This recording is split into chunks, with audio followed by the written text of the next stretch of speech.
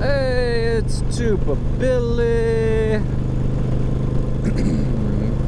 So, I have largely gotten away from Facebook. I mean, I will easily go days without checking it.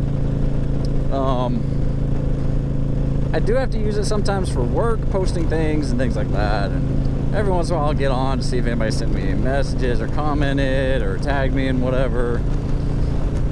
And then usually I'll just, scroll for a second or two, say, oh yeah, that's nice, and be done. Well, so I did that today. I did it on the computer because I had to check something for work.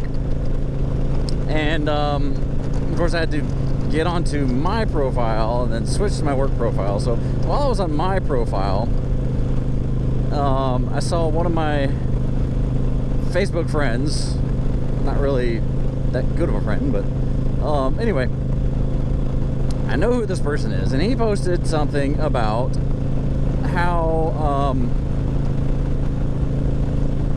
allowing girls to compete and excel in girls' sports, implying that boys should not be competing in girls' sports.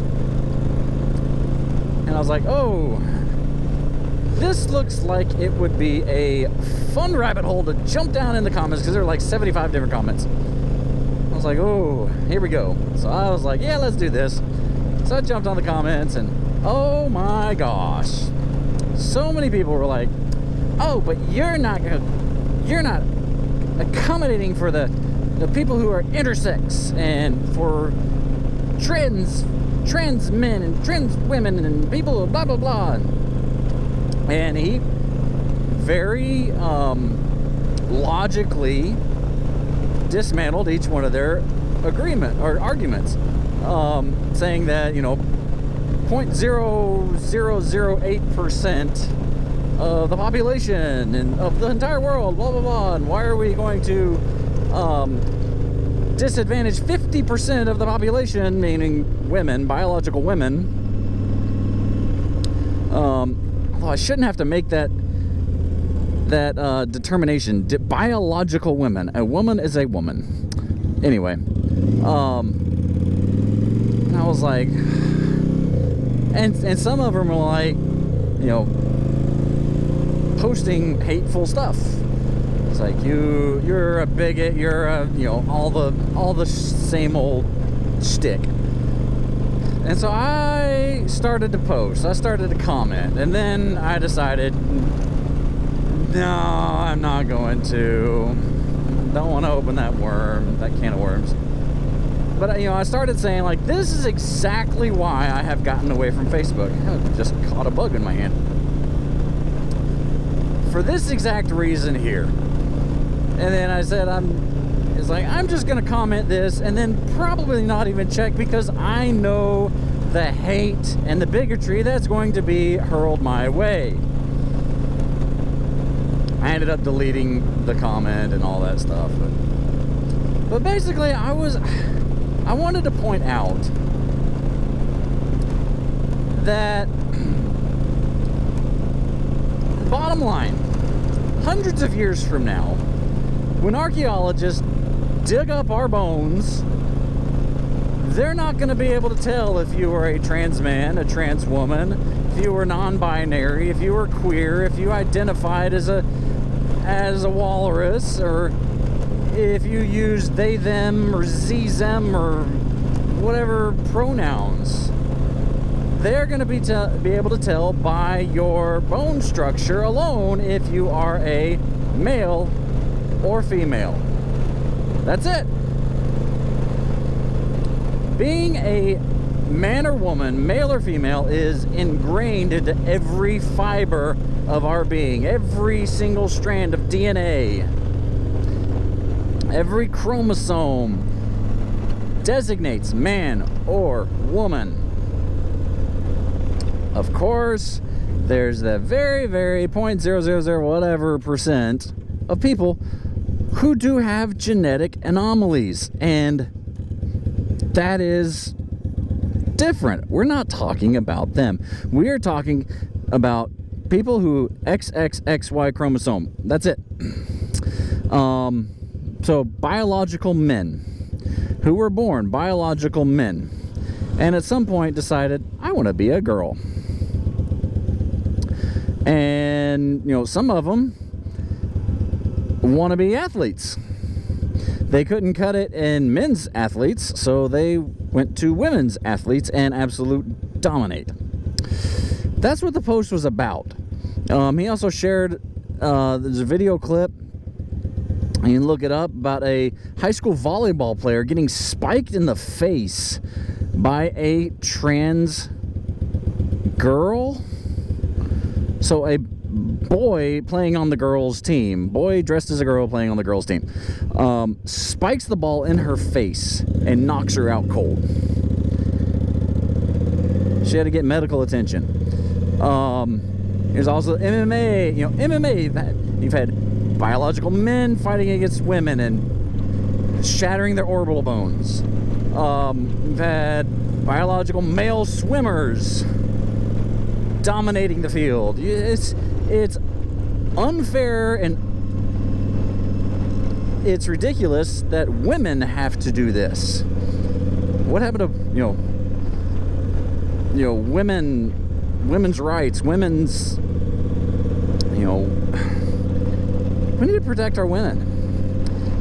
But anyway, the other fact that I want to point out is the suicidal ideation is upwards of 40% in the trans community. And it's not all because of the societal push, right? They say, oh, it's so high because society doesn't accept them. Oh, I mean, gosh, you get an entire month for Pride, and that's expanded so much. And really, it's not just the month. It's all year long. That's all you freaking see. You know, gender-affirming care, you know, Pride in the schools, teachers doing Pride parades, handing out Pride flags and coming out and teaching about pronouns. That is all we freaking hear.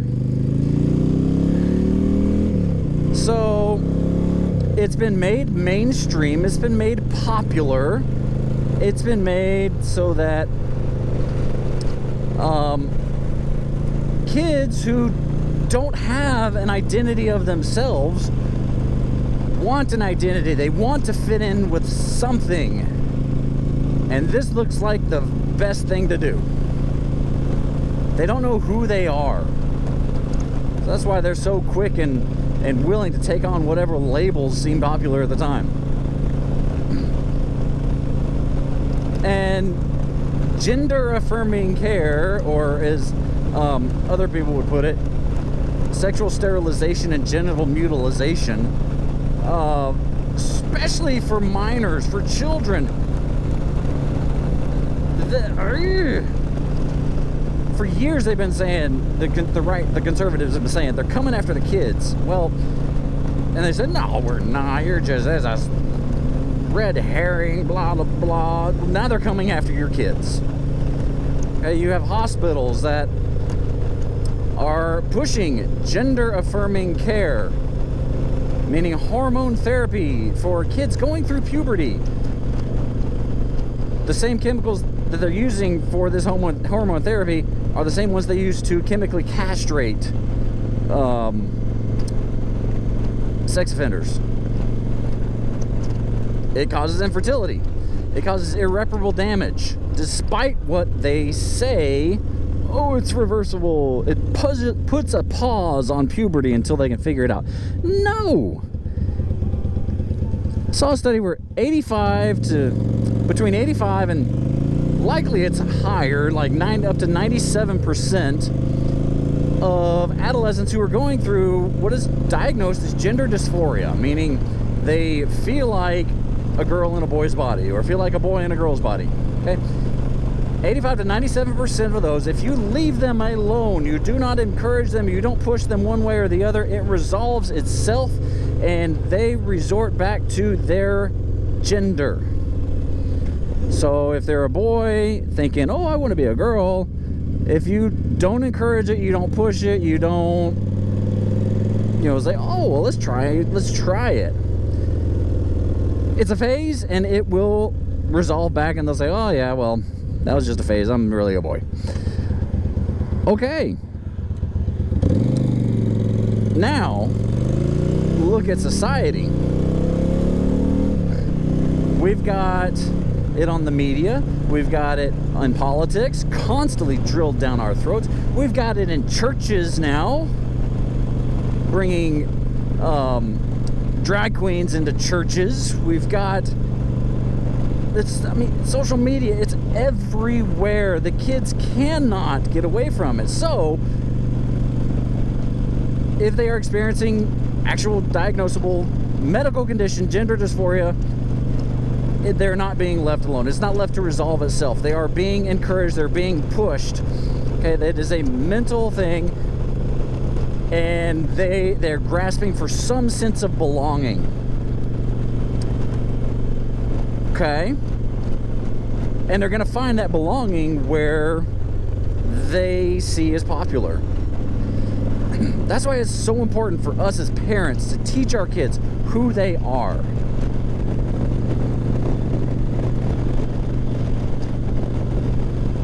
Sorry, I had a call coming in. Teach them who they are. Teach them their destiny. You know,